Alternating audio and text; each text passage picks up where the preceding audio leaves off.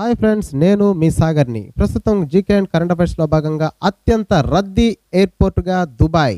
ప్రపంచంలోనే అత్యంత రద్దీ అయిన ఎయిర్పోర్టుగా దుబాయ్ అంతర్జాతీయ విమానాశ్రయం వరుసగా 5వ ఏడాది ఘనత వహించింది. 2018 ఏడాదిలో 8.91 కోట్ల మంది తమ విమానాశ్రయం ద్వారా రాకపోకలు సాగించారని దుబాయ్ ఎయిర్పోర్ట్ అధికారులు ప్రకటించారు.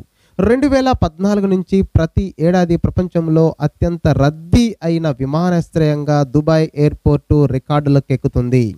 తర్వాత చూస్తే కొచ్చిన్ అంతర్జాతీయ విమానాశ్రయం ప్రపంచంలో మొదటి పూర్తి సౌర విద్యుత్తుతో నడిచే విమానాశ్రయం.